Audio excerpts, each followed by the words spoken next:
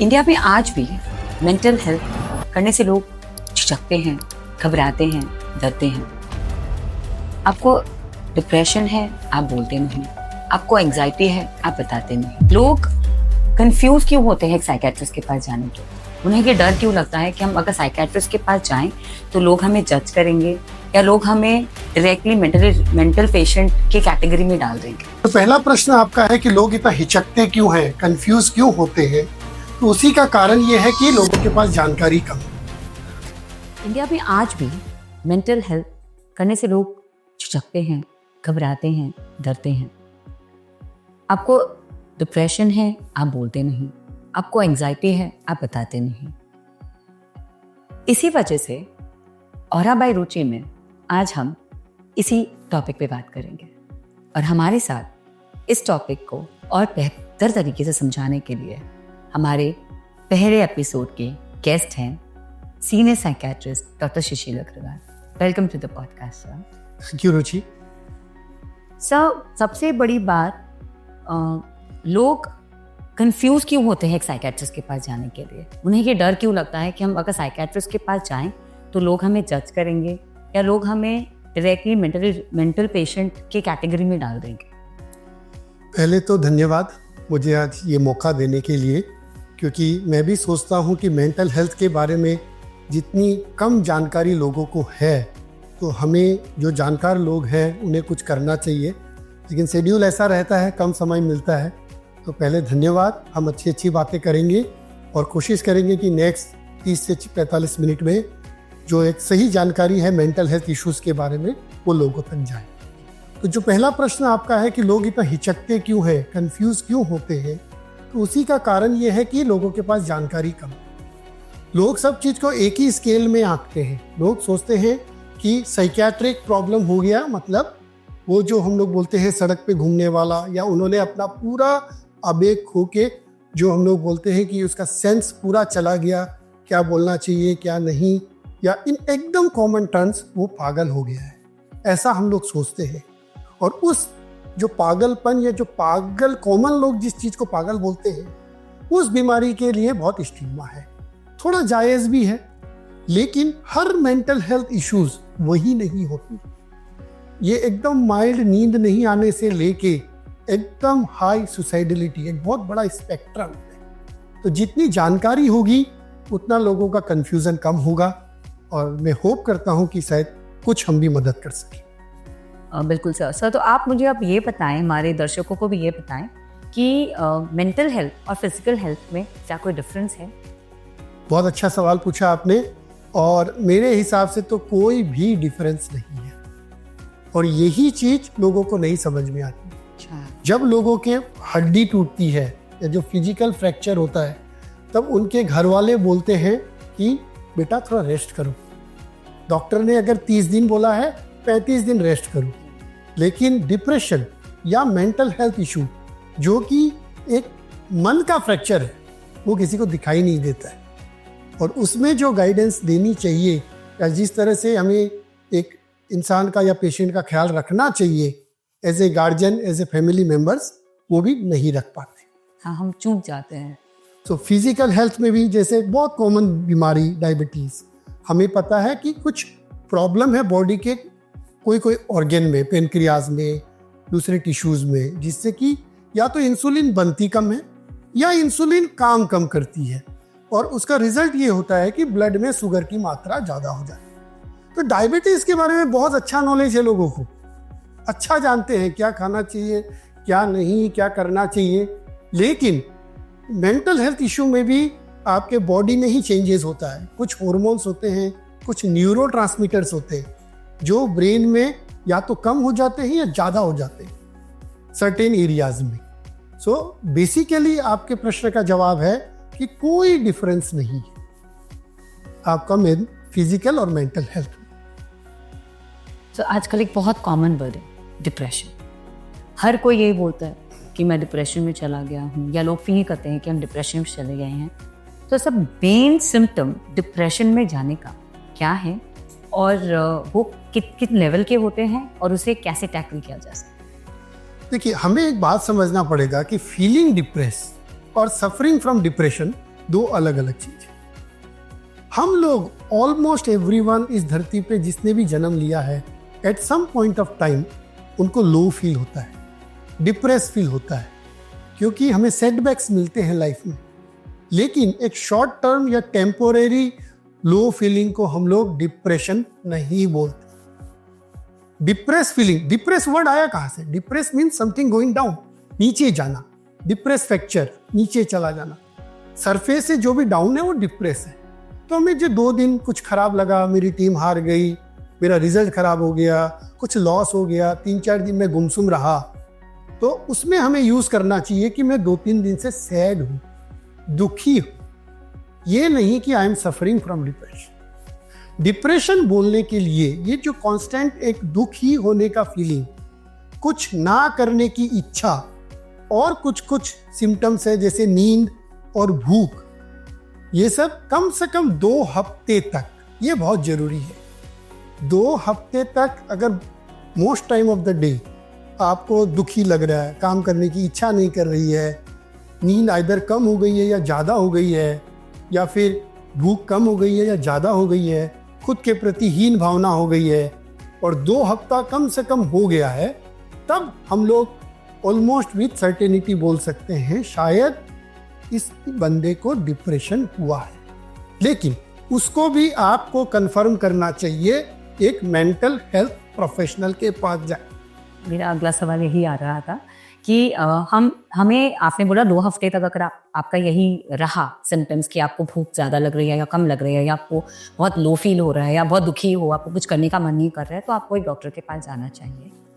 लेकिन बहुत बारी ऐसा होता है कि लोग इसको भी इग्नोर कर जाते हैं कि चलो फेज़ है, निकल जाएगा, और आप मतलब बोलते हैं कि ठीक है, या घर वाले बोलेंगे कि भाई नहीं, साइकियाट्रिस्ट के पास तो नहीं जाना है, क्या करोगे जाके, होता है, चाहे हार्ट ब्रेक्स हो, चाहे और जो कोई इमोशनल आपका सेटबैक्स हो जैसे आपने बोला, तो उस चीज़ के लिए और ऐसा क्या स्पेसिफिक है जो कि इजी पॉइंटर्स कि लोग समझे कि नहीं भाई ये सच्ची में इस पर्सन को डिप्रेशन का इशू है और we have to take this person to a psychiatrist, इनको लेके जाना जरूरी है। कोई भी अगर किसी के बर्ताव में चेंज होता है, कोई जो है जो पहले बहुत बात करता था, सोशल गैदरिंग्स में जाता था, कहीं भी इनविटेशन होता था जाता था, खुद कॉल करके दोस्तों को बुलाता था, तो जहाँ भी एक gross deviation from his normal behaviour है, ये एक पॉइंटर, इसको इग्नोर नहीं करना चाहिए। क्योंकि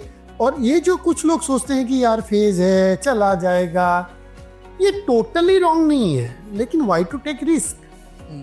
हो सकता है कोई फाइनेंशियल लॉस थोड़ा बड़ा हो गया, उससे 2 हफ्ते हो गए, डिप्रेस फील है, तो इसके लिए मैं क्या बोलता हूँ कि आप थोड़ा एक्सरसाइज चालू कर दो। आप कुछ लोगों से इस बारे में डिस्कस करो जो आपको लगते हैं नॉन जजमेंटल और जेन्यून राय देंगे। मैं हमेशा बोलता हूँ कि हमें ये प्रॉब्लम ज़्यादा इसलिए हो रही है कि हम बातचीत कम करते हैं, वी टॉक लेस। तो दैट इज वाई एक कैंपेन चलता है बीच बीच में, लेट्स टॉक। तो ये भी पूरा सेट होता है आपके इस प्रोग्राम में। हमें बातें करनी चाहिए, बातें करने से बहुत प्रॉब्लम सॉल्व हो जाती है। एक और कॉमन प्रॉब्लम है एंजाइटी। तो एंजाइटी एक्चुअल में क्या है और वो कितनी हानिकारक है? एंजाइटी मुझे बहुत फैसिनेटिंग करती है, ये बहुत अच्छा टॉपिक है।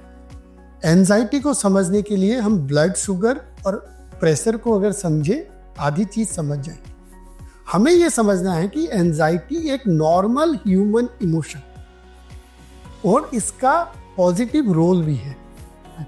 ठीक है, इसका सर्वाइवल रोल है, पॉजिटिव रोल है। एक हम लोग का कॉमन टर्म है फाइट और फ्लाइट रिस्पॉन्स। जब हम कोई भी एक थ्रेटनिंग के हमें एक्सपोज होते हैं, तब हमारा nervous system as a whole activate होके हमें एक आइडिया देता है कि इससे हमें लड़ना है या मुझे भागना है, फाइट और फ्लाइट। तो ये जो आइडिया देती है, इसमें एंजाइटी का रोल है। अच्छा, ठीक है। प्लस अपन ने तो सबने वो लंबे लंबे आंसर लिख के एग्जाम दिया था, अभी एमसीक्यू आ गए। आप खुद सोचो कि पहले 10 मिनट में आप हार्डली 1 या 2 पेज लिखते थे, लेकिन लास्ट के 10 मिनट में 4-5 पेज पूरा फास्ट, इसलिए धाम धूम आ जाता था। ठीक है, 2 पॉइंट छूटते थे। क्यों? कि एंजाइटी। मैं अगर अभी नहीं कंप्लीट करूंगा 3 बजेगी, बेल बजेगी और मैम मेरा पेपर ले लेगी, हमारे मार्क्स छूट जाएंगे। तो वो स्पीड जो आती है, हार्ट बीट तेज होके बॉडी का speed, that is because of anxiety. एक एग्जांपल मैं और देता हूँ। I am a very poor runner, मैं दौड़ में बहुत अच्छा नहीं हूँ, लेकिन मुझे जू फोबिया है, कुत्तों का डर है। अगर मेरे पीछे कुत्ता हो तो मैं से पीटी उषा से भी तेज दौड़ सकता हूँ। This is because of anxiety. वो हार्ट बीट तेज होके, सर्कुलेशन मेरे ब्लड हर जगह जाके मेरे मसल्स में वो सप्लाई दे के, it makes me run, survival. तो anxiety is a normal human emotion, सबको होता है, जस्ट लाइक बीपी। बीपी सबके है, कम है, ज्यादा है, नॉर्मल है। शुगर सबके है, शुगर 0 नहीं हो सकता। शुगर 0 मतलब आदमी ऊपर, करेक्ट। तो एंजाइटी भी ऐसा चीज है, सर्वाइवल के लिए चाहिए। एक एग्जांपल और देता हूं मैं। सपोज 2 कैंडिडेट हैं, उनका कल बहुत इंपॉर्टेंट इंटरव्यू है। एक क्या करता है, पहले दिन 8 से 11 पिक्चर देखता है, रात को ढाबा में खाना खाता है, 1 बजे सोता है, उठता है, डेम केयर चला जाता है। और एक बंदा है, दोनों के इंटेलिजेंस सेम है, ठीक है, क्वालिफिकेशन इंटेलिजेंस सेम। दूसरा बंदा थोड़ा एंग्सियस है, जितना रिक्वायर्ड चाहिए। वो 2 बार पेपर देखता है, करंट अफेयर्स देखता है, ओ ये भी पूछ सकते हैं, ओ ये भी पूछ सकते हैं। तो कौन लाइकली टू कौन अच्छा करने का चांसेस ज्यादा है? आई थिंक जो बेफिक्रा है। नहीं, जो थोड़ा एंग्सियस है। वो छोटी छोटी चीजों को, मैंने ये नहीं बोला ज्यादा एंग्सियस, जो थोड़ा एंग्सियस है वो सही तरीके से करता है। और यही आपके दूसरे क्वेश्चन जो आप अभी तक पूछे नहीं, उसका आंसर आता है। यही चीज जब जरूरत से ज्यादा होती है तब ये एंजाइटी डिसऑर्डर होती है। मतलब अगर ओवर थिंकिंग में तब्दील हो जाए, क्या होगा, कल मेरा इंटरव्यू है, अरे मैं कुछ नहीं सकूंगा तो, जो कि अब नेगेटिव। इस राम में वहां घबरा गया तो, मैं नहीं सका तो, ज्यादा टफ पूछ लिया तो, या उसे मिल गया तो, या मेरा तो ये डिसएडवांटेज है, ये है, ये चीज, ये हो गया बीपी। जैसे बीपी बढ़ने से इलाज चाहिए, वैसे ही एंजाइटी एक थ्रेशोल्ड के ऊपर चला जाता है तब इलाज चाहिए। लेकिन नॉर्मल एंजाइटी सबको होता है, होना भी चाहिए। इसके बेनिफिट्स है सर्वाइवल में भी और प्रोग्रेस में भी। मैं हमेशा बोलता हूं, जिसको कोई भी तरह का एंजाइटी नहीं है वो प्रोग्रेस नहीं कर सकता। आज मैंने आपको टाइम दे दिया, 12:30 बजे आऊंगा। सपोज मेरे को एंजाइटी नहीं रहती, मैं तो बैठा रहता। जो सोचे रुचि, मुझे क्या, जो सोचे स्टूडियो वाला, मुझे क्या, है ना। तो ये जो थोड़ा सा मेरे 12 बजे बाद जब मैं पेशेंट देख रहा था, अरे मुझे जाना है, अरे ट्रैफिक ज्यादा हुआ तो 10 मिनट पहले निकल जाता हूं, ये है हेल्दी एंजाइटी। तो अगर हम ओवरथिंक करें तो हमारे एंजाइटी के लेवल्स बढ़ जाते हैं। वाइस वर्सा, दोनों एक लूप है। बहुत जन ये सोचते हैं, अरे ये ज्यादा क्यों सोचता है, सब कुछ तो ठीक है, तो वो खुद ज्यादा नहीं सोचता है। जब एक डिसऑर्डर हो जाता है तो वो एक लूप एक्टिवेट हो जाता है, ब्रेन में उसके सर्टेन केमिकल्स एक नॉर्मल इंडिविजुअल के कंपैरिजन में गड़बड़ हो जाते हैं, इसीलिए वो ओवरथिंकिंग कर रहा है। ये उसके हाथ में नहीं है बाय एंड लार्ज। लेकिन एज ए लेमैन, उसके जो शुभचिंतक है वो सोचते हैं, यार उसको थोड़ा संताना दे देते हैं, क्या है, मैं हूं ना, क्यों सोचता है इतना। तो वो जानबूझ के नहीं सोचता है। हमें ये बात समझनी, ये एक लक्षण है। जैसे कि मैं हमेशा बोलता हूँ, एक मलेरिया हुआ किसी को, उसका शरीर जब हम टच करते हैं तो क्या करते हैं, वो टच गर्म लगता है, क्यों, उसको फीवर है, करेक्ट। तो हम लोग ऐसा तो नहीं बोलते, यार तुम शरीर को गर्म क्यों करके रखियो, बोलते हैं? नहीं बोलते, करेक्ट। हम समझते हैं कि ये शरीर गर्म इसलिए है क्योंकि इनको फीवर है, क्योंकि इनको मलेरिया हुआ है। लेकिन जब एक एंजाइटी का रोगी, जब वो ओवर थिंकिंग करता है, तब हम लोग ये बोलते हैं कि ये ज्यादा सोचता है। हम ये नहीं बोलते हैं कि एंजाइटी के वजह से इसके ज्यादा ख्याल आ रहे हैं या ज्यादा सोच आ रहे हैं। यही डिफरेंस है मेंटल और फिजिकल हेल्थ में, क्योंकि बेसिकली कोई डिफरेंस नहीं है, हमारे एटीट्यूड में डिफरेंस, करेक्ट, हमारे सोच में डिफरेंस। क्योंकि हमने कभी भी मेंटल हेल्थ को इतनी सीरियसली लिया ही नहीं है। हमें फिजिकल हेल्थ ज़्यादा दिख जाता है करके हम उसको ज़्यादा ध्यान देते हैं, मेंटल हेल्थ दिखता नहीं। और आजकल लोग कम बातें करते हैं तो उस पर ध्यान कम जाता है।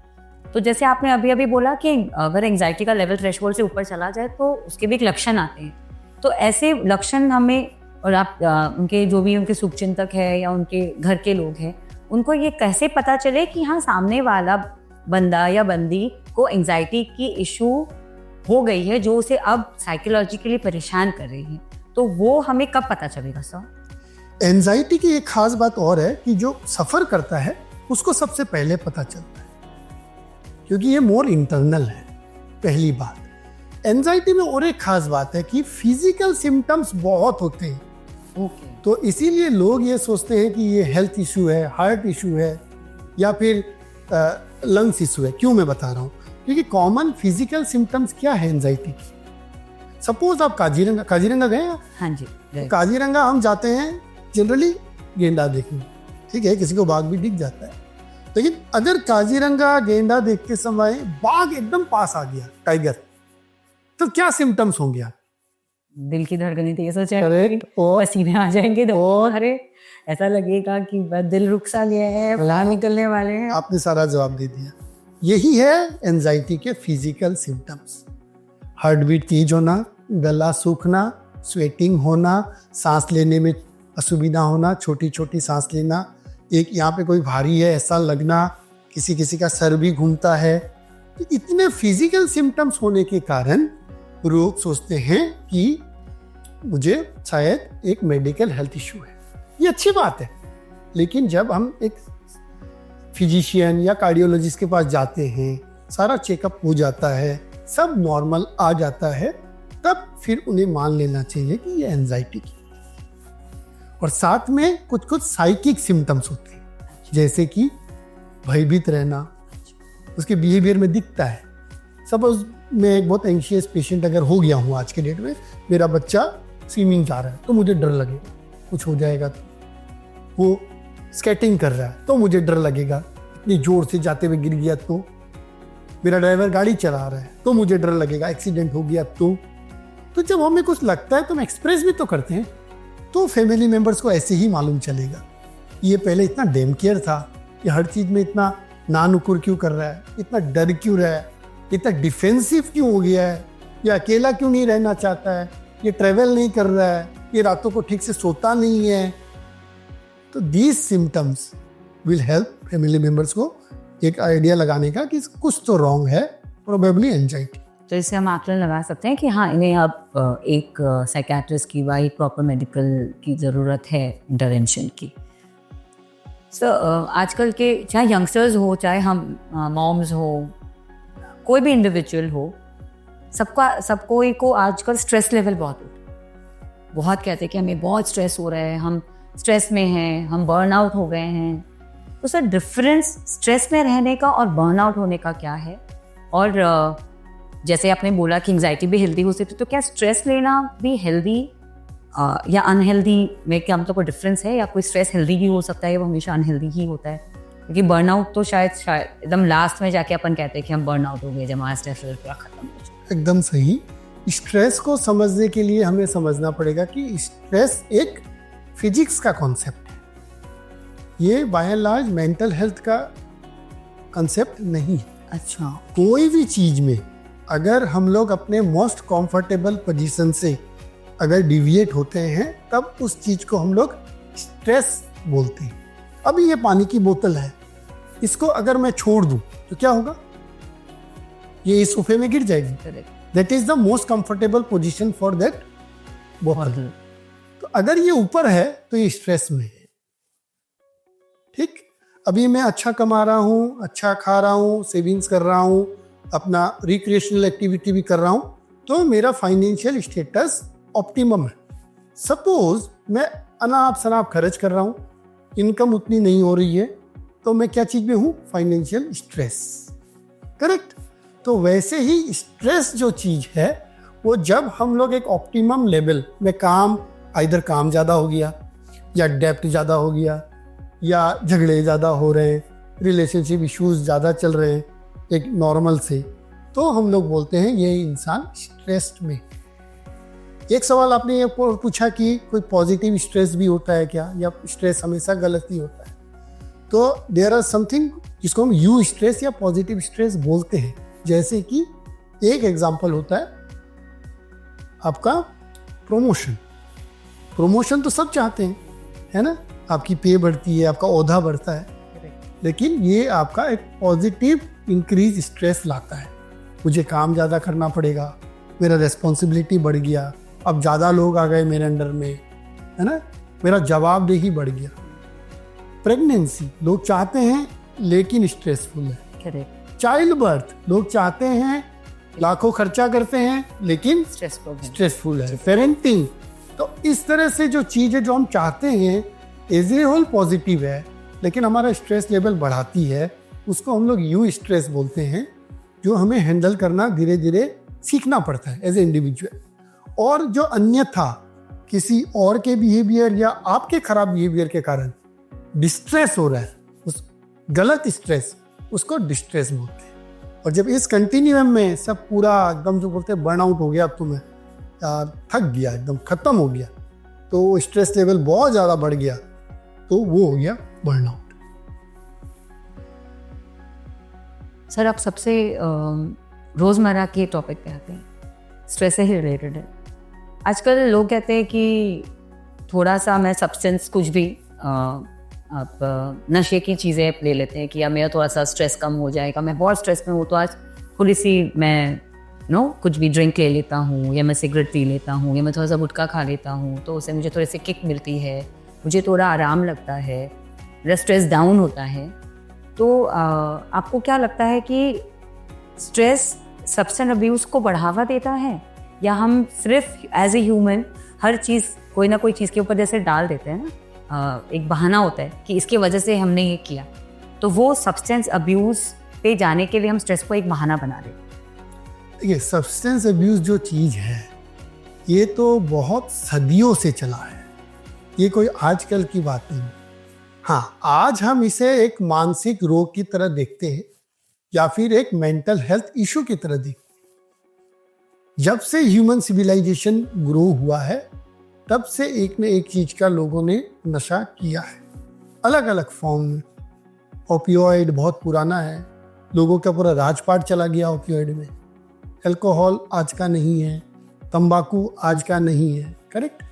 अब जो आपने पूछा कि स्ट्रेस या इंक्रीज स्ट्रेस, ये भी दोनों बात है कि इंक्रीज स्ट्रेस बहुत हद तक सब्सटेंस अब्यूज़ को बढ़ावा देता है, ये बहुत सच्ची बात है।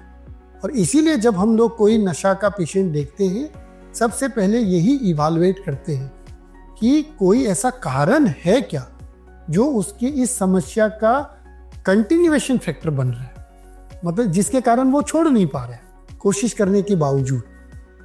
जैसे स्ट्रेस या एंजाइटी लेवल उसका हाई है, 2 पैक पीता है तो एंजाइटी लेवल कम हो जाता है, ये करेक्ट बात है। लेकिन अगर उसका हम लोग एंजाइटी लेवल दूसरे ट्रीटमेंट से ठीक कर दें, थोड़ी काउंसलिंग, थोड़ी माइल्ड दवाई, तो चांसेस है कि उसका ये चीज़ जो है जिसका वो एडिक्ट हो गया आज के डेट में, वो छूट जाए। लेकिन स्ट्रेस ओनली कारण नहीं है, ऐसे भी इंडिविजुअल होते हैं जिनके कोई स्ट्रेस नहीं है, कोई एंजाइटी नहीं है, जस्ट एकदम यंग एज में पीयर प्रेशर, सोशल ड्रिंकर चालू किया, फिर ड्यू टू द उस सब्सटेंस का एडिक्टिव नेचर के कारण धीरे धीरे धीरे उसके गिरफ्त में आ गया, उसे पता भी नहीं चला, और वो कब एक हार्डकोर एडिक्ट बन गया।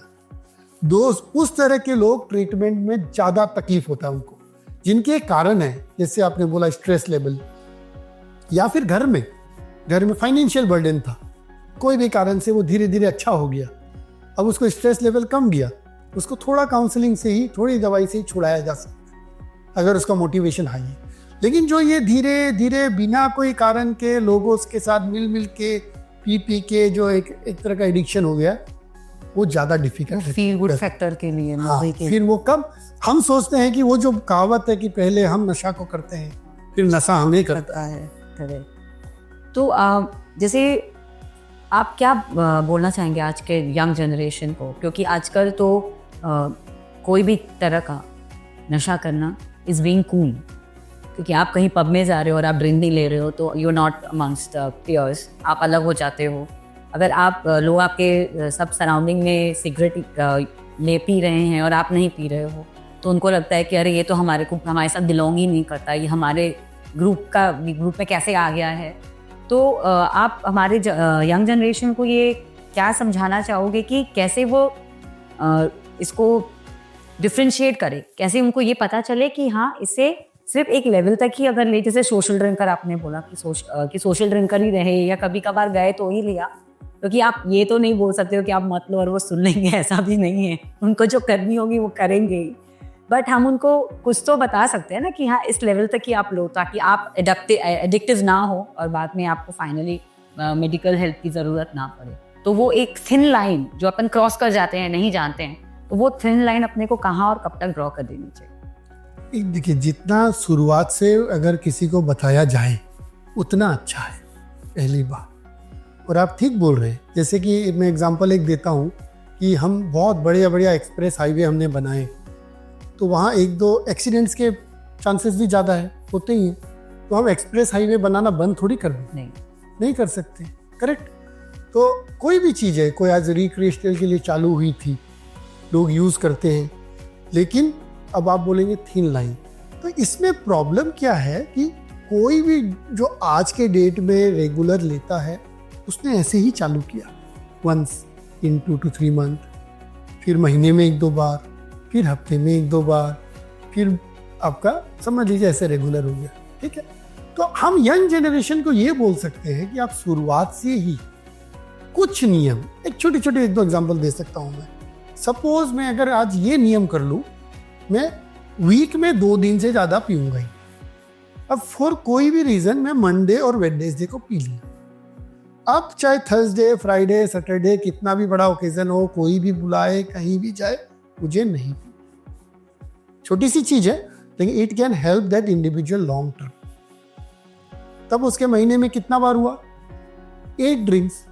तो उसका फिजिकल हेल्थ जो हार्म करता है वो भी लिमिटेड रहेगा, नहीं करेगा, एंड जो उसका chances of developing addiction is also minimum.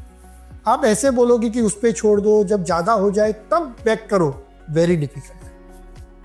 अक्सर लोग पॉइंट ऑफ नो रिटर्न में पहुंच जाते हैं, तब पता चलता है कि अरे हमको तो एडिक्शन हो गया, वो भी वो नहीं मानता है। तो इनिशियली हमें उन्हें एडुकेट करना चाहिए कि इसका जो पॉजिटिव इफेक्ट आज को आपको दिख रहा है, एंजॉय इट, लेकिन मेक सर्टेन रूल्स। 2 दिन लगातार नहीं पीऊंगा, बनाया जा सकता है ना, इट्स नॉट दैट टफ, है ना। क्वांटिटी में भी, लेकिन मैं हजार एक, हम लोग तो वरीड होते हैं कि भैया एडिक्ट ना हो, ये एक प्रॉब्लम है। There is another term with mainly with alcohol and other substance also, कि प्रॉब्लम ड्रिंकिंग या हैजार्डस ड्रिंकिंग। मैं पीता तो 6 महीने में 2 बार ही हूँ, लेकिन साला जिस दिन पीता हूँ इतना पी लेता हूँ, या तो मैं गाड़ी ठोक देता हूँ या मैं खुद नाले में कहीं पड़ा रहता हूँ, वो भी तो हेल्दी नहीं है। तो वैसे ही बहुत एडुकेशन की ज़रूरत है लोगों को। And there are good news, हम गुड न्यूज़ है, अभी ऐसे ऐसे जीन्स निकल रहे हैं जिससे कि हम एनालिसिस करने से यंग एज में ही पता चल जाएगा कि उसके चांसेस एडिक्शन के कितने हैं। ये बहुत अच्छी रिसर्च चल रही है अभी, कुछ जीन्स ऑलरेडी आइडेंटिफाइड हो गए, तो हम ये बता सकते हैं जो हाई रिस्क है भैया आप अवॉइड करो।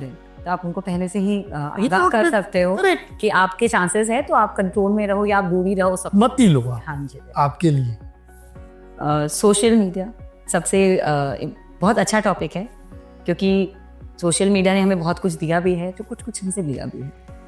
तो एज ए साइकियाट्रिस्ट आपको क्या लगता है कि सोशल मीडिया का इन्फ्लुएंस कितना और कैसा होना चाहिए? एक हिस्सा होना चाहिए, ये अलग चीज, वही बात हो गई ना अभी जो हमने बात की कि एक होता है यूज और एक होता है एब्यूज। हमेशा हर चीज का हो सकता है, इसीलिए हम लोग कंप्लीट बैन में नहीं जा सकते। कोई भी चीज, ये अल्कोहल की हमने बात की, तो ये गार्जियन यही सोचते हैं यार सरकार बंद क्यों नहीं कर देती। अब एक चीज बताओ, बंद क्या क्या करे। इंटरनेट जब आया था तो वो अच्छे कारण से आया था जी, हम मेल करते हैं, है ना। हाँ। अब इंटरनेट के थ्रू कितना एब्यूज होने लग गया, एडिक्शन होने लग गया, है ना। Internet gaming addiction, late night mobile gaming addiction, correct. उसी तरह अब सोशल मीडिया हो या कोई भी चीज हो, उनको यूज करने का हेल्दी तरीका हमें लोगों को पहले खुद सीखना पड़ेगा, फिर लोगों को सिखाना पड़ेगा। एंड हो रही है ओरिएंटेशन एंड ऑल। कल ही मैंने देखा, मेरे बिल्डिंग के एक अच्छे जानकार हैं, वो जियो में काम करते हैं, वो तूरा के सारे पुलिस अफसरों को एआई और सोशल मीडिया के ऊपर पूरा 1 डे का वर्कशॉप करा के आए, क्योंकि वो भी विक्टिम हो जाते हैं। सोशल मीडिया क्या एक्सप्रेस करने के लिए बहुत ईजी है, बिकॉज यू फील लाइक कि आपको कोई देख तो रहा नहीं है, लिख रहे हो आप या कुछ शेयर कर रहे हो, है ना, तो द एक्सप्रेस योरसेल्फ, अपने आप को एक्सप्रेस करते हैं। फिर बात वही है कि 2 sides of the same coin, हमें ये सीखना है कि यूज कैसे करना है। हर चीज सोशल मीडिया में जो दे रहे हैं वो सही नहीं भी हो सकता है। आपने सोशल मीडिया बोला तो एक कॉन्टेक्स्ट है, मैं बताना चाहता हूँ अगर आप अलाउ करो। बिल्कुल बिल्कुल। कि ये जो आजकल मैं कहीं घूमने गया, मैंने सोशल मीडिया में डाल दी, ये स्ट्रेस हो जाता है कुछ लोगों को। इस तरह की चीज़ें भी सोशल मीडिया में बहुत हो रही हैं। अब मैंने थोड़ी सी एक महंगी कार ले ली, उसकी फ़ोटो लगा ली, तो जो मेरे क्लोज कॉन्टेक्ट है उनको स्ट्रेस हो जाता है ना। तो इसीलिए मतलब हाउ वी टेक इट, ये इंडिविजुअल पे डिपेंड करता है। हमें ये समझना है कि हर चीज़ वहाँ दिखाई हुई रियल नहीं है, 100% फेक भी हो सकती है। तो इसीलिए हमें अपने इमोशंस को सोशल मीडिया कंटेंट या उससे प्रभावित होने से बचाना है, ये बोल सकता हूँ मैं। जैसे कि self control and self realisation सबसे इम्पॉर्टेंट है अगर हम करें तो। अगर बात जब सोशल मीडिया पर आई तो जनरली हम सब मोबाइल पर ही यूज़ करते हैं उसे, तो बहुत सारे अभी रील्स और कंटेंट्स ऐसा आ रहे हैं कि दिखा रहे हैं कि बहुत ज़्यादा इस्तेमाल करने की वजह से फ़ोन का या गेम खेलने की वजह से बहुत सारे बच्चों पर मानसिक असर पड़ा है। बहुत सारे बच्चे में बहुत सारा चेंजेस, बिहेवियरल चेंजेस, उनकी दिनचर्या में चेंजेस देखने को मिला है, और जो कि बहुत कंसर्न है हम जैसे पेरेंट्स के लिए। और कितनी बार ऐसा होता है कि हमें उन्हें मोबाइल देना पड़ता है, क्योंकि कुछ चीज़ें ऐसी हैं कि वो गूगल करते हैं, उन्हें अपने पढ़ाई लिखाई के लिए मोबाइल चाहिए होता है, उन्हें देखना होता है। अब आजकल सब स्कूल्स में सब क्लासेस के व्हाट्सएप ग्रुप्स हैं, तो उन्हें वो भी देखना होता है, क्योंकि उसमें उनके स्कूल का सारा आता है जो भी स्कूल में पढ़ाया गया है। तो कितना भी आप पेरेंटल मोड लगा दो, नहीं करो, बट एक बच्चे को बीइंग अ पेरेंट मैं ये जानना चाहूँगी कि हम अपने बच्चे को कितनी हेल्दी तरीके से एक मोबाइल दें और उसे दूर रख सके, ताकि क्योंकि हम जब छोटे थे तब हमारे पास मोबाइल नहीं था, तो हम बाहर खेलते थे, तो हमारा फाइन मोटर एक्टिविटी ज़्यादा होता था, हमने लोगों से बात करना सीखा, हमारा कॉन्वर्सेशन होता। जैसे आपने अभी बोला सोशल मीडिया पे बोलना बहुत आसान है क्योंकि कोई आपको देख नहीं रहा है, तो आप वो गलत सही नहीं जान पाते कि आपको क्या गलत बोलना है क्या सही बोलना है। तो हम अपने बच्चों को कैसे सिखाएं कि इतना होना चाहिए, या मोबाइल का ज़्यादा उपयोग अगर आप कर रहे हो तो भी देख होता है ना कि सही तरीके का इस्तेमाल कैसे कर सके, और कितना उसको हम लोगों को टाइम देना चाहिए कि बच्चे क्या। डिफिकल्ट सवाल है थोड़ा। टाइम तो ऐसा है कि वो तो एज पे डिपेंड करता है, उसके पूरे गाइडलाइंस है, अभी एग्जैक्टली मुझे याद नहीं है कि अगर 2 इयर्स में है तो आपका maximum 1 hour in 24 hours is screen time, that is more of screen time, कि आप क्या भी देख रहे हो सब कैलकुलेट होके। फिर जैसे एज इंक्रीजेस तो screen time can be increase, ये एक पॉइंट हुआ टाइम के लिए। टाइम से ज्यादा प्रॉब्लम है कंटेंट। कंटेंट अगर हम लोग मॉनिटर कर सके it will be very good as a parent. Content में भी अब not only the actual content, but I always prefer कि मेरा जो किड है वो लंबा वीडियो देखे, नॉट रील्स। रील से आपका अटेंशन कंसंट्रेशन बहुत कम होते जाकर, पेशेंस लेवल बहुत कम होते जा रहा है। तो हम आप जो पूछे उसमें बहुत ज़्यादा नहीं कर सकते, आई एग्री, लेकिन उसको समझा सकते हैं। आजकल किड्स क्या है कि कम एज में स्मार्ट भी हो गए, ये बात भी हमें माननी पड़ेगी। हमें इनोवेटिव तरीके से उनको समझाना है कि हम क्यों मना करें, और ब्लैंकेट रेस्ट्रिक्शन नहीं चलेगा। आपको कुछ देना पड़ेगा और कुछ मना करना पड़ेगा, तब वो समझेगा कि अरे मम्मी इस पे गुस्सा नहीं करती है, इसी पे गुस्सा करती है। ठीक है, तो इस तरह का एक तो सामंजस्य बनाना पड़ेगा। हम सब कुछ मना करेंगे तो बच्चे को लगेगा यार क्या है, वो सुमन आंटी का बच्चा तो देखता है ना। तो हमें वो समझना पड़ेगा नीड।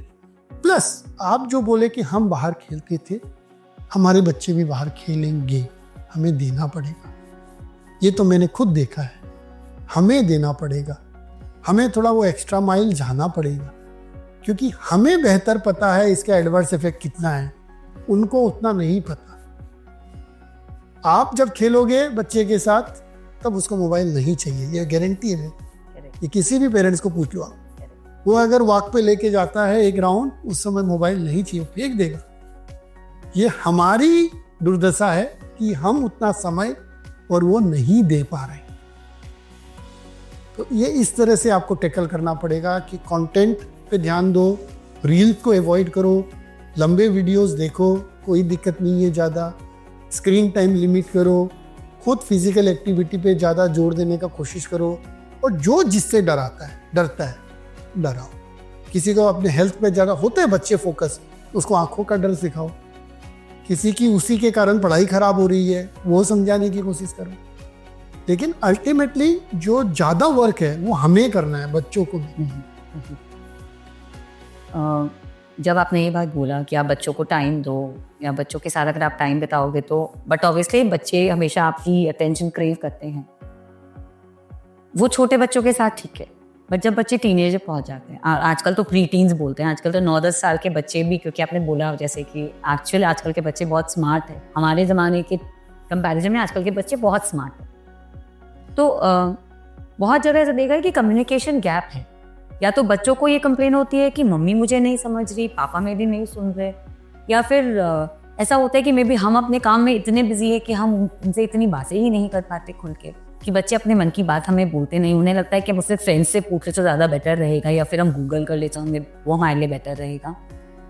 तो इस चीज़ का क्या समाधान है सर? मतलब हम कैसे बातें करें, क्योंकि टाइम निकल चुका है, छोटे से हमने उनको टाइम दिया नहीं, अब वो 13-14 साल के हो गए हैं या 10 साल 11 साल के हो गए हैं। अब उन्होंने खुद अपनी एक दुनिया बना ली है जहाँ पे आप एडवाइजर देने वाले नहीं हो। तो उस स्पेस में आप कहते जाओगे अंदर, क्योंकि वो बहुत रिजिड होता है बच्चों का, मैंने देखा है मेरे बेटी के साथ यही हो रहा है।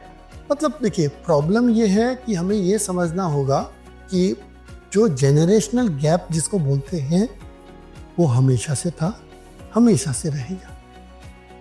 एक तो कोई भी असुविधा जो होती है, कोई भी प्रॉब्लम जिसको बोलते हैं हम लोग, उसका पहला स्टेप होता है उसको मानना। हमें मानना पड़ेगा कि हमारी थिंकिंग उसकी थिंकिंग सेम नहीं हुई है, सबसे पहले। ठीक। 2 नंबर बात, हम क्या करते हैं, मैं एक एग्जांपल देता हूं कि आप सड़क के इस पार हो और वो सड़क के उस पार है, तो कभी कभी क्या होता है, वो बच्चा चाहता है कि पूरी माँ यहाँ तक आए, और हम चाहते हैं कि हम तो करेक्ट है, हम तो माँ हैं, हम तो उसका सब सही सोचता है, बच्चा पूरा जो चेंज करना है उसको करना है। तो हमें रास्ते में ऐसा आना पड़ेगा कि 10 कदम वो चले, 10 कदम आप, म्यूचुअल होना। लेकिन संभव है, ये मैंने देखा है। सबसे पहला चीज है, जो जितना रिजिड है उसको उतना टाइम देना पड़ेगा। जैसे कहावत है कि हर चीज का, हर सफरिंग का इलाज है लव। तो फिर सामने वाला क्वेश्चन पूछता है, if it doesn't work increase the dose, है ना? नाइस। तो आपको टाइम, फिर अगर आप कुछ टाइम दे रहे हो, पहले से ज्यादा हो रहे हो, उसको दिखता है।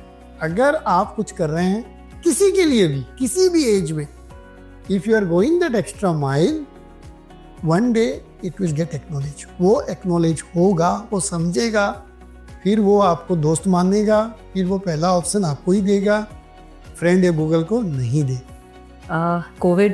कोविड ने हमसे बहुत साल लिए, 2-3 साल लॉकडाउन भी देखा हमने, हम घर पर भी रहे, अच्छे टाइम भी बिताए, हमने फैमिली टाइम बहुत बिताया वर्किंग लोगों के लिए। बट बहुत लोग बोलते हैं कि हमें तो पोस्ट कोविड स्ट्रेस है।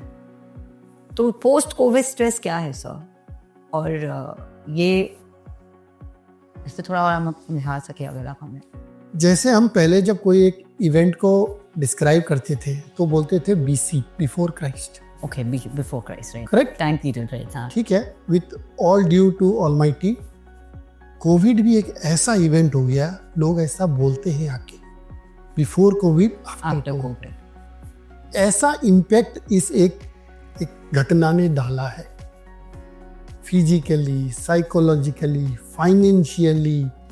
कितने लोगों ने अपने चहितों को खोया है, कितने लोगों ने अपना काम गंवाया है, कितने लोगों ने ह्यूज फाइनेंशियल बर्डन झेला है ना? पलायन, ये वो छोटी बातें तो है ही।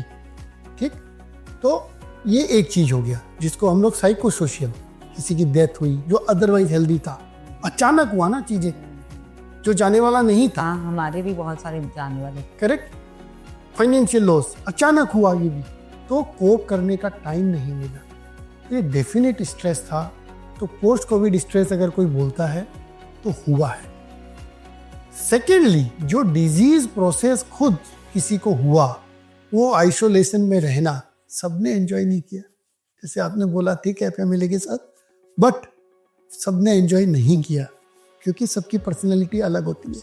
वो भाई ऑक्सीजन कमने का, दिन में 4 बार SpO2 चेक करने का, और उसके बाद टॉप ऑफ दैट ये इतने कम समय में रिसर्च करके वैक्सीन निकालने का, और इतना थ्योरी ऑल्टरनेट थ्योरी दोनों कि इस वैक्सीन नहीं देते तो ये हो जाता, दिया तो ये हो गया, तो कोई क्लियरिटी नहीं है।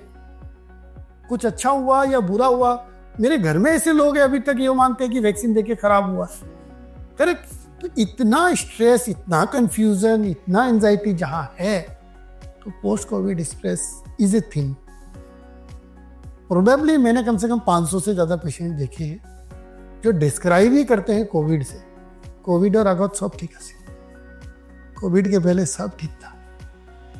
आप सोचो, that is the impact of this event.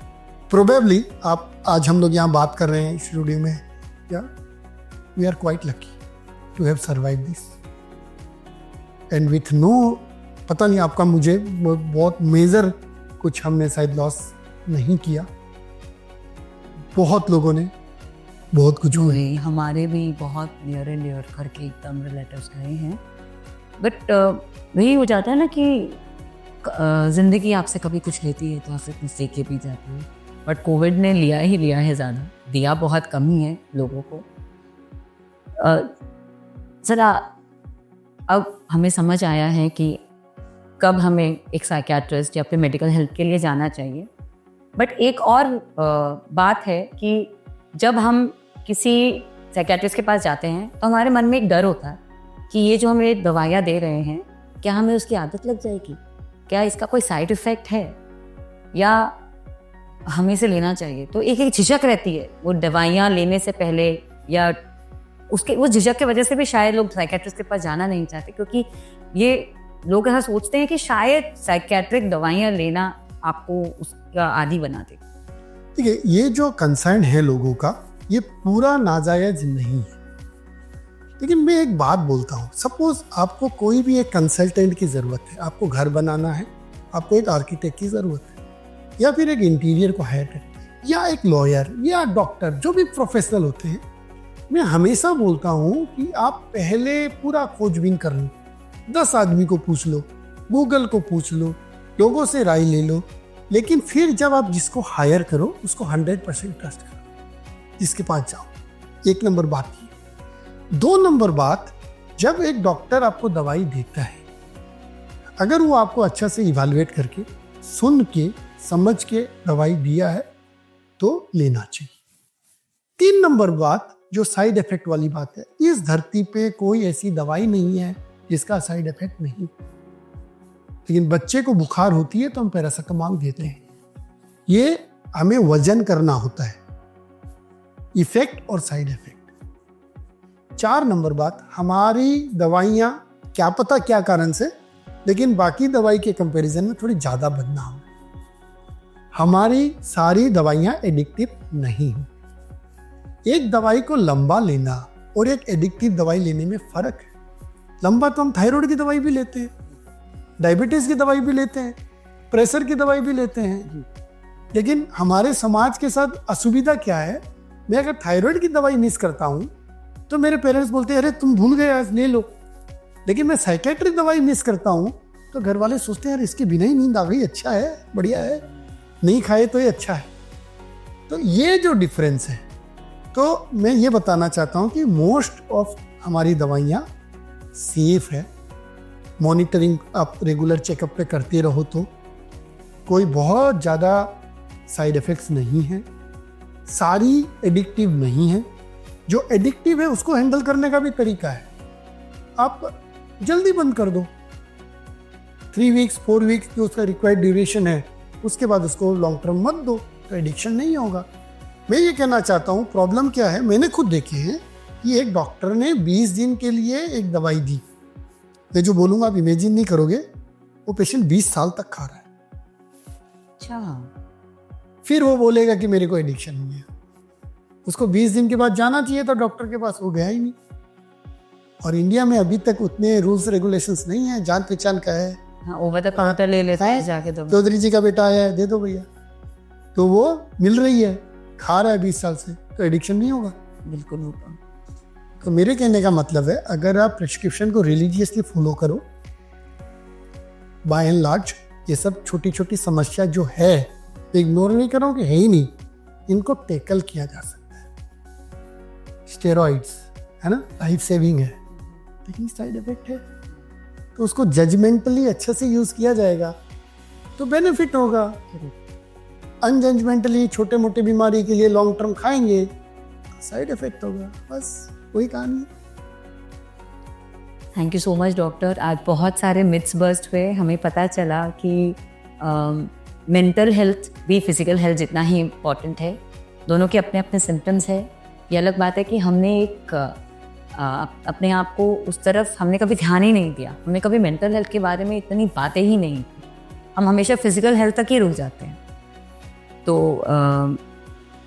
Thank you so much for coming, हमें सबको समझाने के लिए।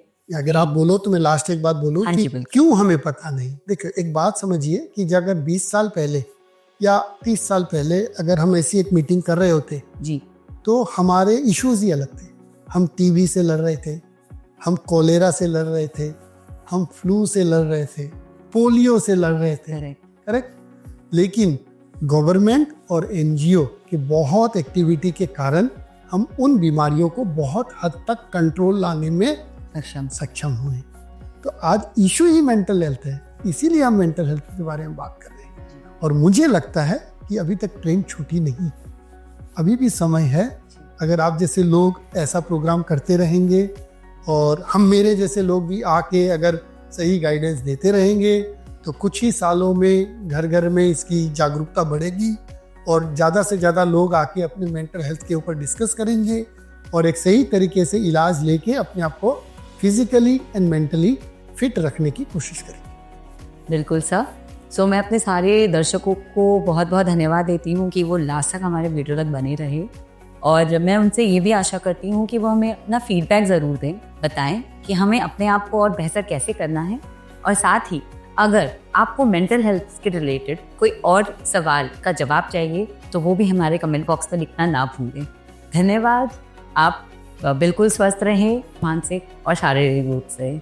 और अब I Ruchi signing off. Thank you so much doctor for all your feedback. बहुत अच्छा सेशन था, हमें बहुत जानने को मिला, और आशा करते हैं कि हमारे सेगमेंट से लोग अपने मेंटल हेल्थ के बारे में और सीरियसली सोचिए और उसका ध्यान रखें। जैसा आपने बोला, फिजिकल एक्टिविटी जरूर करें। Thank you so much. Thank you Ruchi. Thank you. It was nice talking.